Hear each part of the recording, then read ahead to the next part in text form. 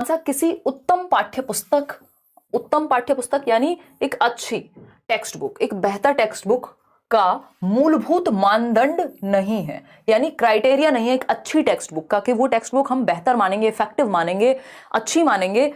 कौन सा एक गुण अच्छी टेक्स्ट बुक का नहीं होगा? पहला ऑप्शन है भाषा एवं शब्द भंडार। भाई भाषा और शब्द भंडार अगर सही इस्तेमाल हुआ तो ये अच्छा ही गुण है। एक विषय वस्तु उसकी कैसी है, कंटेंट कैसा है, उसमें इससे भी निर्धारित होगा कि वो पुस्तक अच्छी है कि नहीं है। फिर आता है सी ऑप्शन शैली एवं योजना, किस लैंग्वेज का कौन सा स्टाइल यूज हुआ है, किस तरह से प्लान्ड चैप्टर्स हैं। आप एनसीईआरटी देखते हैं बहुत मनोवैज्ञानिक ढंग से लिखी जाती हैं, बहुत ही आसान भाषा में, बच्चे के दैनिक जीवन की भाषा में लिखी जाती हैं जिससे बच्चा कनेक्ट कर पाए, और टेक्निकल शब्दों का, बहुत ही ज्यादा डेफिनेशंस का, परिभाषाओं का प्रयोग से बचा जाता है।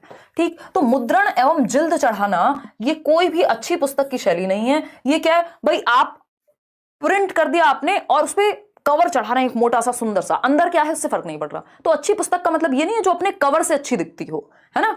कहा जाता है ना, डोंट जज a book by its cover और फ्रंट वॉट एवर द। एक बार आसान से सवाल, भाई Hindi pedagogy, English pedagogy easy है, स्कोरिंग है बहुत ज्यादा। अगर आपको नॉर्मल बाल विकास समझ में आता है तो आप इसको भी समझ जाएंगे, मुश्किल आपको नहीं होगी। ठीक है जी, देखिएगा अगर हम बात करें, भाई प्रश्न क्यों लिख रहे हो? नहीं ऐसे प्रश्न नहीं लिखते ना, लेकिन और बार बार प्रश्न लिखने में टाइम लगेगा, हिंदी इस पे टाइपिंग में टाइम लगता है। यानी 6 सेंटेंसेस हैं, 5वीं कक्षा के बच्चे हैं। एक छोटा अनुच्छेद, अनुच्छेद समझते हैं, पैराग्राफ 2 बार सुनने के लिए कहती है, यानी 6 लाइन का एक, मान लीजिए जैसे ये 2 4 5 लाइन है, तो इसी तरह का एक 6 लाइन का अनुच्छेद है। ये तो क्वेश्चन है, मतलब एक पैराग्राफ है, किसी भी बारे में हो सकता है। फिर वह विद्यार्थियों को 4-4 के समूह में सुने हुए वाक्यों को अपने शब्दों में लिखने के लिए कहती है। यानी बच्चों से कहा कि 4-4 का ग्रुप बनाओ, यानी एक ग्रुप में ABCD 4 बच्चे होने चाहिए, 4-4 का ग्रुप बन गया। फिर DEF और ये सब इस तरह से ग्रुप बना दिए 4-4 बच्चों के, कि 1 से 4 रोल नंबर ये, 4 से 8 ये। मतलब बच्चे एक तो एक्टिवली सीख रहे हैं, अर्थपूर्ण अधिगम होगा, सक्रिय रूप से सीख रहे हैं। चलो ठीक है, सुने हुए वाक्यों को अपने शब्दों में लिखना है। अब इससे ये पता चल जाएगा सुना कितने अच्छे से था।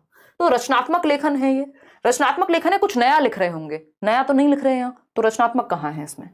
श्रवण एवं भाषण, तो भाषण की तो यहाँ बात ही नहीं हुई, बोलने की तो बात ही नहीं हुई है। अनुच्छेद श्रुतलेख बिल्कुल सही ऑप्शन है। जितने लोग सी उत्तर दे रहे हैं वो क्या कह रहे हैं, सही आंसर दे रहे हैं। ए कैसे सही हो सकता है भाई? रचनात्मक लेखन तो जब कुछ नया, कुछ अपने शब्दों में लिखना, रचना देखिएगा। क्वेश्चन नंबर 3 देखेंगे और आंसर करेंगे। क्या हुआ, अभी भी हिंदी में और इंग्लिश में लगे हुए हो क्या? इतना एक्सपेरिमेंट मत किया करो काम के समय। देखिए क्वेश्चन नंबर 3 के, अध्यापिका को पता चलता है कि कुछ विद्यार्थी सीखते समय अनुच्छेदों की विस्तृत व्याख्या एवं वाक्य रचना को समझने में कठिनाई अनुभव कर रहे हैं। यानी जो पैसेजेस हैं, पैराग्राफ्स हैं, जब वो उसको पढ़ते हैं तो विस्तृत व्याख्या यानी उसको प्रॉपरली डिटेल एक्सप्लेनेशन में उसकी दिक्कत हो रही है उनको, और वाक्य को बनाने में उनको दिक्कत हो रही है। वह उन्हें एक समृद्ध शब्द भंडार देती है। समृद्ध शब्द भंडार यानी एक प्रॉपर एक्सटेंसिव वोकैब दी है। अब वो वोकैबलरी के फॉर्म में हो सकती है, वो डिक्शनरी के फॉर्म में हो सकती है, और कुछ युक्तियों का सुझाव देती है, कुछ टूल्स बताती है, उनका अभ्यास करवाती है। इस तरह कुछ समय पश्चात उसके विद्यार्थी भाषा सीखने संबंधी कठिनाइयों को दूर कर पाते हैं, दर नहीं कर पाते हैं, दूर कर पाते हैं। ठीक, अध्यापिका ने यह किस प्रकार का आकलन किया है, मतलब क्या किया है, कठिनाई का पता लगाया है और उसका सॉल्यूशन निकाला है। कठिनाई का पता लगा करके उपचार किया है। तो जब भी हम कठिनाई का पता लगा करके उपचार की बात करते हैं तो इसको निदानात्मक आकलन कहते हैं।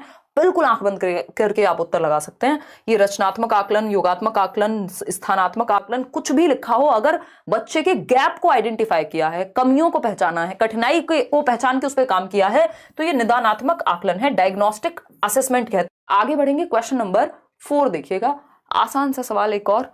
क्वेश्चन नंबर 4 कहता है किसी भाषा की परीक्षा टेस्ट का ब्लूप्रिंट तैयार करते समय निम्नलिखित में से कौन सा कार्य आवश्यक नहीं है। देखिए जल्दबाजी में नहीं पढ़ेंगे, मतलब अगर आपने प्रैक्टिस बहुत अच्छी की होगी तो आप जल्दी भी पढ़ेंगे तो भी आपका आंसर गलत नहीं होगा, लेकिन अभी प्रैक्टिस करना बहुत जरूरी है। पूछा है जब आप ब्लूप्रिंट बना रहे हैं, ब्लूप्रिंट आप समझ रहे हैं कौन सा चैप्टर कितना कैसे कराएंगे, है ना। कुछ चैप्टर्स की यूनिट कब कब कैसे कैसे होगा, यूनिट में डिवाइड कर दिया, कुछ चैप्टर्स होते हैं एक यूनिट में, और आप ब्लूप्रिंट बना रहे हैं कि कैसे आप पढ़ाने वाले हैं। लगभग 19,000 लोग हम लोग जुड़े हुए हैं, 19,000 से ज्यादा ही, और सिर्फ 6,900 लोगों ने लाइक किया। मान लिया आज हम लेट हो गए, बट आप भी तो कुछ समझेंगे या नहीं। 20,000 लोग हम लोग जुड़े हुए हैं, आप भी तो ये समझेंगे कि कितनी दूर से आज भाग भाग के जो क्वेश्चंस हैं वो मुश्किल होंगे, कितने आसान होंगे, कैसे होंगे, वो यूनिट प्लान की मैं बात कर रही थी। यहाँ ब्लूप्रिंट लिखा है, तो कौन सी एक बात सही नहीं है, आवश्यक नहीं है जब आप ब्लूप्रिंट बना रहे हैं, एक तरह से खाका तैयार कर रहे हैं कि इतने % क्वेश्चंस इजी होंगे, इतने % क्वेश्चंस जो हैं वो मॉडरेट होंगे, इतने % इजी होंगे, ठीक। तो आप क्या कर रहे हैं, ब्लूप्रिंट बना रहे हैं। तो शिक्षण उद्देश्यों को महत्व देना, भाई पढ़ाने की उद्देश्य क्या है, टीचिंग क्यों कर रहे हैं हम, इसको जांच पाएं, ऑब्जेक्टिव्स का पता लगा पाएं, बिल्कुल सही बात है। प्रश्नों के विविध रूपों को महत्व देना, अलग अलग प्रकार के डाइवर्सिफाइड क्वेश्चंस हो ताकि बच्चे के सोच बाहर आ सके, पता लग सके कैसे सीखा है। कठिनाई के स्तर को महत्व देना कि इजी होगा, डिफिकल्ट होगा, क्या होगा, बात तो ठीक है।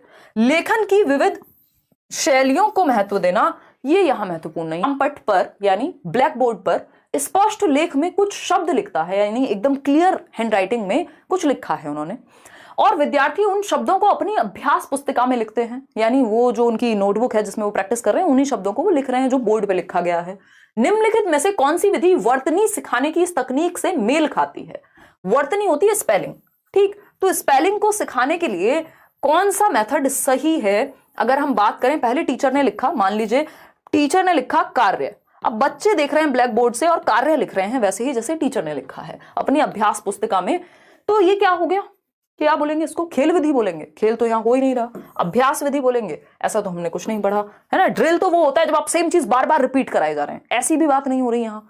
तो अभ्यास पढ़ के हमें एकदम अपने मन में लालच नहीं ले आना है कि यही उत्तर सही है। प्रतिलेखन विधि या श्रुत लेख विधि, देखिए श्रुत लेख विधि होती है जो सुना जाए, इमला बोलते थे ना उसको, डिक्टेशन जिसको कहते हैं कि टीचर ने बोला और आपने लिख दिया, इसको श्रुत लेख कहते हैं, सुनने से संबंधित है। यहां देख करके लिखना है, यानी जैसा ये लिखा है बिल्कुल सेम आपको रिपीट करना है, इसको प्रतिलेखन कहते हैं, इसको प्रतिलेखन कहते हैं। एज ए क्वेश्चन नंबर 6 पर, एक बालक भाषा सीखते समय निम्नलिखित कठिनाई अनुभव करता पाया जाता है। यानी एक बच्चा जो है जब वो भाषा सीख रहा है, लैंग्वेज को लर्न करने की या समझने की कोशिश कर रहा है, तो ये 4 कठिनाइयां हैं जो उसके सामने आती हैं। जल्दबाजी में आंसर मत दीजिएगा, आंसर यहां से निकालना है आपको। ये तो सिर्फ ये तरीका है आसान क्वेश्चन को मुश्किल बनाने का। आजकल भाषा का खेल है, ऑप्शन से मुश्किल बनते हैं क्वेश्चन आसान होते हैं, ऑप्शन इस तरह से दिए जाएंगे कि आप कंफ्यूज हो, बट आपको होना नहीं। अगर आपका कॉन्सेप्ट क्लियर है तो क्यों कंफ्यूज होंगे। ठीक है जी सोनू गोस्वामी, बहुत ही बढ़िया। चलिए खुशी खुशी लाइक शेयर करते रहिए और मस्त तरीके से पढ़िए यार। इस टाइम पे तो एनर्जी एकदम आसमान के ऊपर होनी चाहिए, है ना। देखिएगा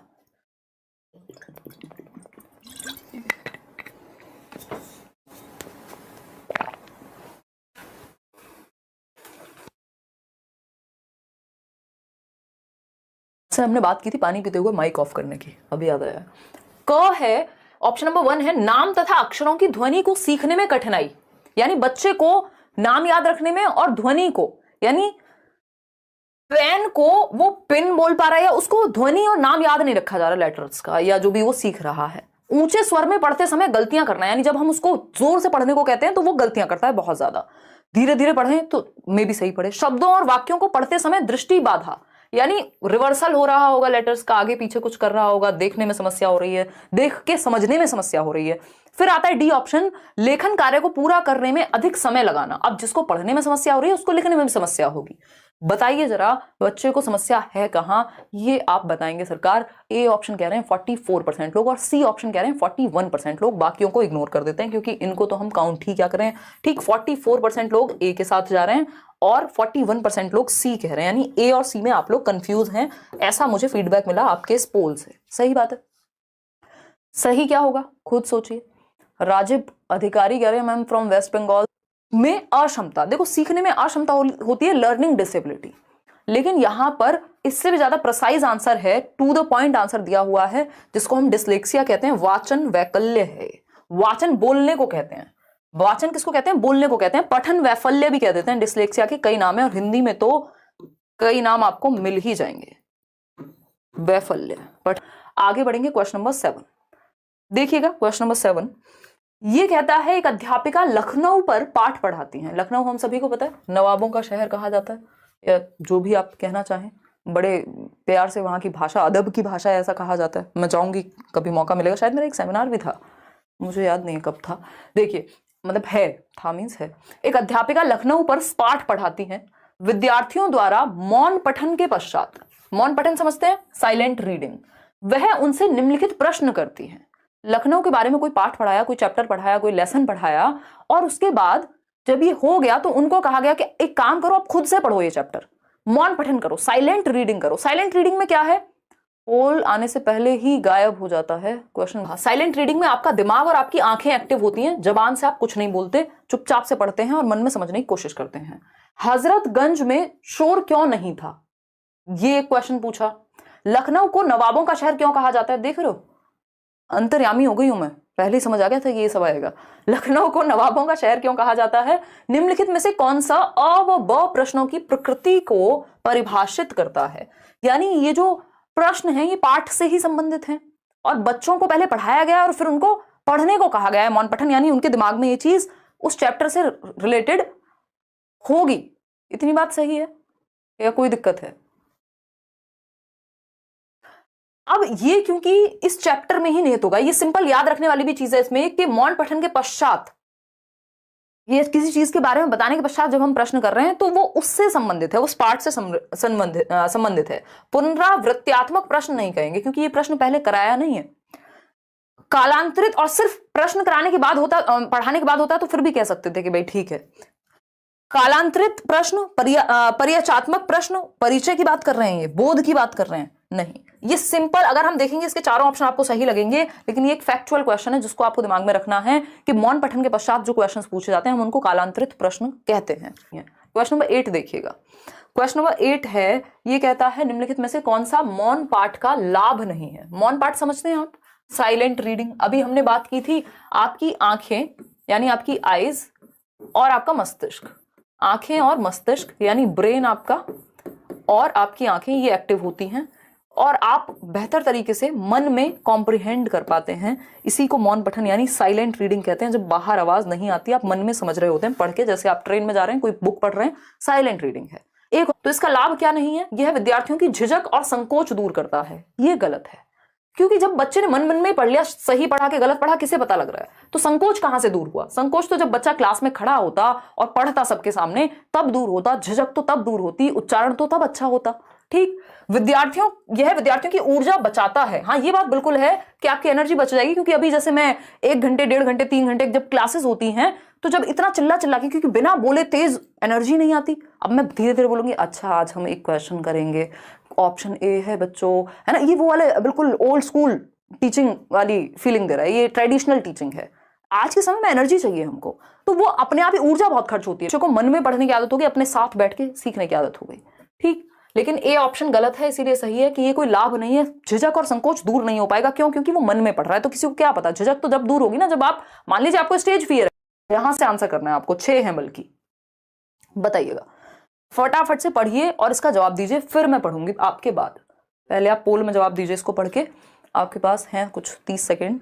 दीपक, शिक्षण, अब देख रहे हो हिंदी पेडागोजी में अंग्रेजी भाषा पूछ रहा है। अंग्रेजी भाषा के शिक्षण विधि के संबंध में निम्नलिखित कथन पढ़िए, यानी इंग्लिश को पढ़ाते हुए कुछ कथन है उनको पढ़ना है। इसमें सब गोल हो गए, है ना, सबके ऊपर से चला गया, टप्पा खा के निकल गया बॉल की तरह, है ना, ये बाउंसर था। चलो कोई बात नहीं, इंडिया हारी, आप नहीं हारेंगे पेपर में। देखिए, यह शिक्षण पद्धति सर्वप्रथम जर्मनी में प्रारंभ की गई थी। यानी कहां से शुरू हुआ ये मेथड? जर्मनी से। अंग्रेजी भाषा सिखाने के लिए पूरे यूरोप में यह व्यापक रूप में अपनाई गई है। सही बात है। शिक्षण की इकाई शब्द है, न कि वाक्य है, न कि वाक्य, यानी वर्ड है, डायरेक्ट सेंटेंस नहीं है, वर्ड को हम समझ रहे हैं। विषय सामग्री मानक प्रारूप में विभाजित की जाती है, यानी स्टैंडर्ड फॉर्म में क्या करते हैं, उसको डिवाइड कर लेते हैं। कैसे पढ़ेंगे? यह औपचारिक से क्रियात्मक चरणों की ओर जाती है, यानी फॉर्मल से एक्टिविटी। वाक्य रचना व्याख्या करने में वाक्य रचना का सर्वोत्तम उपयोग करती है, यानी कि वाक्य रचना व्याख्या करने में वाक्य रचना का सर्वोत्तम उपयोग करती है। एक्सप्लेन करेंगे कैसे सेंटेंस है, क्या उसका मतलब है, समझेंगे, ट्रांसलेट करेंगे। निम्नलिखित में से कौन सी इन विशेषताओं को दर्शाती है? दृश्य श्रव्य विधि है, द्विभाषीय विधि है, स्थानापन्न विधि है, या व्याकरण सम्मत अनुवाद विधि है। देखिए, शब्द की बात हो रही है, विभाजन की बात हो रही है, औपचारिक यानी फॉर्मल रूल से फिर हम क्रिएटिविटी पे, उस पे एक्टिविटी पे जा रहे हैं। व्याख्या से किधर जा रहे हैं? वाक्य रचना की बात हो रही है, वाक्य की बात हो रही है, मतलब कहीं ना कहीं व्याकरण की बात हो रही होगी। ये हमें इससे डिड्यूस करना पड़ेगा, है ना, कहीं लिखा नहीं है इसमें, खुद ही पता लगाना पड़ेगा। ठीक, तो ये व्याकरण सम्मत अनुवाद विधि है जिसको हम ग्रामर ट्रायंगल। आगे बढ़ेंगे, क्वेश्चन नंबर 10 देखिएगा, जवाब दीजिएगा। क्वेश्चन नंबर 10 क्या कहता है, 5 सवाल और हैं, 15 क्वेश्चन ही करने वाले हैं आज हम। निम्नलिखित कथन पढ़कर सही विकल्प का चयन करें। अभी आपका असर्शन और स्टेटमेंट, मतलब स्टेटमेंट और रीजन यहां भी दे दिया इन्होंने, कथन और तर्क दिया है। कथन को अ कहा है, तर्क को बी कहा है। मूल्यांकन का उपकौशल उपागम जो किन बिंदुओं में मदद की जरूरत है, यह भांपने की अध्यापक की सहज बुद्धि को परिलक्षित करता है। यानी ये उपकौशल है, आपकी सब स्किल है इवैल्यूएशन की, कि बच्चों को कठिनाई कहां हो रही है, यानी एक तरह से आप डायग्नोज कर रहे हैं। बात तो सही लग रही है, सुंदर लग रही है ना, चक्कर तो नहीं आ रही है बड़ा सा क्वेश्चन देख के। ठीक, फिर अगर हम बात करते हैं किस चीज की परीक्षा को कई उपकौशलों में बांटा जा सकता है, एकीकृत भाषा परीक्षाओं द्वारा पूरा किया जा सकता है। यानी जो लेखन और श्रवण की परीक्षा है, यानी ओरल और रिटन जो एग्जाम है, उसको हम कई स्किल्स में बांट करके डिफरेंट तरीके से ले सकते हैं और एकीकृत भाषा परीक्षाओं द्वारा पूरा किया जा सकता है, यानी इंटीग्रेट कर सकते हैं लैंग्वेज को दूसरे से। दोनों ही बातें कुछ नेगेटिव नहीं कह रही हैं, है ना। वैसे भी आप लोगों का तो फंडा है ना, कि जब इसमें कुछ समझ ना आए तो सही है ये कह दो। बट इसमें ये बात जो है ये भी सही थी, तो शुरुआत में ही सही थी कि डायग्नोज कर लेंगे प्रॉब्लम एंड ऑल। बट जो बात यहां चल रही थी वो यहां नहीं हो रही, यहां कुछ और चल रहा है, वहां कुछ और चल रहा है। वहां मूल्यांकन के उपकौशल की बात हो रही है, यहां एकीकृत भाषा की बात हो रही है, कौशलों की बात हो रही है नॉर्मली। तो ए और बी दोनों सही है, लेकिन एक्सप्लेनेशन सही नहीं है। कहीं है ऐसा ऑप्शन, दोनों ए और बी सही है, लेकिन बी जो है या ब जो है वो अ की सही व्याख्या नहीं करता। ठीक है ना, सी ऑप्शन। आगे बढ़ेंगे, क्वेश्चन नंबर 11 देखेंगे एक बार। एक अध्यापक किसी पाठ्य सामग्री का आधा भाग स्वयं ऊंचे स्वर में पढ़कर अपने विद्यार्थियों से कहता है या कहती है कि वे उस पाठ के अंत को अपने अनुसार पूर्ण करें। यानी एक टीचर ने आधा भाग पढ़ा, एक चैप्टर का हाफ पढ़ा, उसको लाउड रीडिंग की और विद्यार्थियों से कहा कि इसका जो अंत है, अब जो ये स्टोरी का अंत है, अपने अनुसार पूर्ण करें। मतलब आधी स्टोरी सुनाई और उसके बाद कहा कि खुद से लिखो या कहीं पे बताओ मुझे कि इस स्टोरी का एंड कैसे हो सकता था। ये ऐसा है जैसे आपने कोई मूवी देखी हो और हाफ मूवी बंद कर दें आप, आधे घंटे 1.5 घंटे चला करके, 2 घंटे चला करके, और कहीं अब एंड बचाए आधे घंटे का, 2.5 घंटे की मूवी है, इसका एंड खुद सोचो क्या हुआ होगा अंत में। वो कौन सी मूवी है, कोई तो मूवी है ना, अंधाधुंध। तो उसको लेकर के लोग अभी तक समझते रहते हैं कि इसका अंत आखिर हुआ होती है बच्चे की। ये बात सही है। इस गतिविधि को किस प्रकार की गतिविधि माना जाएगा? अनुभव आधारित गतिविधि, यानी बच्चे अपने एक्सपीरियंस के आधार पर कल्पना कर पाएंगे स्टोरी को, बिल्कुल सही बात है। समूह कार्य, ग्रुप की तो यहाँ सच कोई बात नहीं हो रही कि ग्रुप में ही करें, ऐसा तो नहीं कहा, सब हर बच्चे का अपना एक अलग अंत हो सकता है। लेखन गतिविधि, जिसका जिसमें इंटरेस्ट होगा, किसी को भूतिया चीजों में इंटरेस्ट होगा हमारे शौर्य की तरह, तो वो भूतिया अंत कर देगा कहानी का। किसी को भगवान में इंटरेस्ट ज्यादा होगा, वो भगवान से जोड़ देगा कि लास्ट में भगवान आ गए थे, बचा लिया उसको, है ना। कुछ और होगा, किसी को जिसमें इंटरेस्ट होगा, लोग अलग अलग तरह के बच्चे कल्पना करेंगे। लेखन गतिविधि यानी राइटिंग एक्टिविटी है ये, सिर्फ इसमें सिर्फ राइटिंग नहीं है, इसमें इमेजिनेशन भी है। अंतर्बोध आधारित गतिविधि है, ये है अनुभव आधारित, बच्चा अपने अनुभव से या अपने नंबर 12 पर। क्वेश्चन नंबर 12 देखिएगा, ये कहता है निम्नलिखित पद्धतियों में से कौन सी पद्धति विद्यार्थियों में शब्द भंडार विकसित करने की सर्वोत्तम युक्ति? ये हर बार रिपीट होता है, एमएफ कहेंगे इसको मोस्ट फेवरेट क्वेश्चन, हर बार रिपीट होता है कि शब्द भंडार विकसित करने के लिए, यानी वोकैब डेवलप करानी है, बच्चों को बहुत सारे शब्द आते हैं, वोकैबलरी उनकी बढ़ जाए, इसके लिए क्या करें? एक तो तरीका होता है डिक्शनरी का, दूसरा होता है संदर्भ में पढ़ा दें। चलिए देखते हैं। समानार्थी एवं विपरीतार्थी शब्दों को याद कराना, यानी सिनोनिम और एंटोनिम की बात करें हम। चलो ठीक है। दिए गए संदर्भ में नए शब्दों के अर्थ का अनुमान लगाना, यानी जब आप एक स्टोरी, एक नॉवल पढ़ रहे हैं, मान लीजिए सारे वर्ड्स का मीनिंग आपको पहले से पता हो, कोई मूवी भी देख रहे हैं तो सारे वर्ड्स, मान लीजिए इंग्लिश में देख रहे हैं, सारे वर्ड्स का मीनिंग पता होगा, फिर तो आप ईश्वर की कैटेगरी में आ जाएंगे या बहुत बड़े ज्ञाता हो जाएंगे उस भाषा के। तो सारे वर्ड हमें पता नहीं होते, लेकिन हम क्या करते हैं, कहानी के अनुसार संदर्भ में, जिस संदर्भ में बात कही जा रही है, जिस कॉन्टेक्स्ट में बात कही जा रही है, उससे अनुमान लगा लेते हैं। इससे क्या होगा, आपको नए नए वर्ड्स का मीनिंग पता लगता रहेगा। प्रत्येक नए शब्द का अर्थ शब्दकोश में देखना, ये थोड़ा मुश्किल हो जाता है कि अगर आप हर शब्द शब्दकोश में ही देखते रहेंगे तो वो रट्टे हो जाएंगे, और रट्टे का मतलब है रोट लर्निंग, उतना याद नहीं रह पाएगा। आप खुद से अगर बच्चों में आदत डालना चाह रहे हैं कि वो अर्थ तक पहुंचे, तब आप वो क्या इसका डिक्शनरी का इस्तेमाल कर सकते हैं, लेकिन हर शब्द के लिए डिक्शनरी नहीं देखी जाती, जहां कठिनाई हो वहां देखी जाती है। सभी नए शब्दों का वाक्यों में प्रयोग करना, यह भी जरूरी नहीं है। दिए गए संदर्भ में शब्दों का अनुमान लगाना, जो नए शब्द हैं, क्योंकि कुछ शब्द ऐसे होंगे जो पहले से आता होगा बच्चों को, है डी से, बाकी तो कोई और हो ही नहीं सकता था। सेकंड लास्ट क्वेश्चन है ये, मतलब 13 था, अभी 14 15 है। बहुभाषिता का प्रयोग यानी मल्टीलिंगुअलिज्म को जो हम यूज करने की बात कर रहे हैं, एक संसाधन के रूप में करना चाहिए, एक रिसोर्स के रूप में। ये इंग्लिश में भी ऐसे आता है, मल्टीलिंगुअलिज्म एज अ रिसोर्स।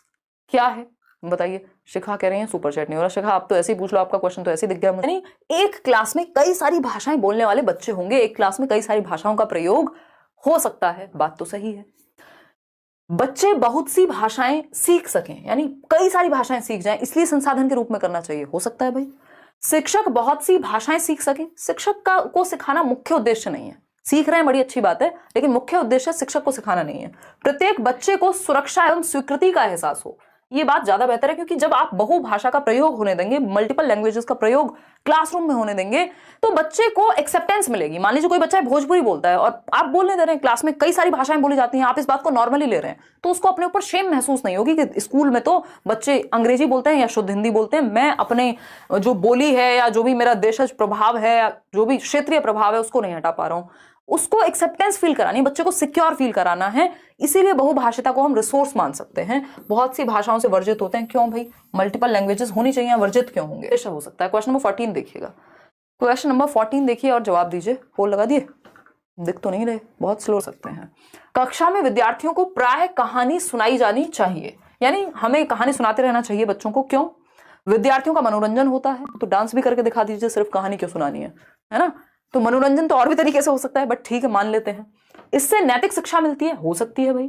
भाषा को समग्र रूप में प्रस्तुत किया जाता है या कठिन शब्दों का ज्ञान कराया जाता है। देखो, कठिन शब्दों के ज्ञान के लिए अलग से लिखवा दो, वोकैबुलरी की प्रैक्टिस करा दो, बहुत तरीके हैं। ठीक, नैतिक शिक्षा के लिए अलग से नैतिक शिक्षा ही पढ़ा दो। यहाँ पे ये बात नहीं हो रही कि कहानी नैतिक है, अलग अलग तरह की कहानियां हैं। मनोरंजन के भी बहुत सारे साधन हैं, लेकिन मुख्य उद्देश्य देखो, यहाँ पे हम कभी बीच बीच में जोक्स क्रैक करते रहते हैं, मैं और आप हंसे होगा, कहानी के प्रति होता है। कहानी के माध्यम से एक तो उसको नैतिक शिक्षा भी मिल रही है, मनोरंजन भी हो रहा है, नए शब्द भी सीख रहा है, कल्पना भी करेगा, उसकी थिंकिंग प्रोसेस भी इंग्लिश में कहते हैं अर्जन। और एक होता है भाषा अधिगम। अधिगम है जो आप स्कूल में जाकर के सीख रहे हैं विद एफर्ट एंड प्रैक्टिस, उसको लर्निंग कहते हैं, लैंग्वेज लर्निंग। अर्जन है जो आप अर्जित कर ले रहे हैं। मान लीजिए मेरे आसपास ये 4 पेन पड़े हुए हैं, अब इनको क्या किया मैंने? अर्जितरण के नियम। व्याकरण नहीं है अर्जन, अधिगम में होगा व्याकरण। कहाँ व्याकरण कहाँ सीख रहे हैं? अधिगम में, भाषा अधिगम। जब आप हिंदी स्कूल में जाके सीख रहे हैं और व्याकरण सीख रहे हैं, तब वो अधिगम हो गया। अर्जन में कोई व्याकरण नहीं सिखाई जाती बच्चे को। जब वो बोलना सीखता है, वो अपने एनवायरमेंट से बोलना सीख लेगा, तुतला तुतला के। किसी भाषा को अनौपचारिक परिवेश में अनजाने में ही सीख लेना, यही सही उत्तर है कि इनफॉर्मली, बिना किसी कॉपी किताब, व्याकरण टीचर, कुछ भी नहीं, कोई तामझाम नहीं है, बस जिंदगी से सीख गए।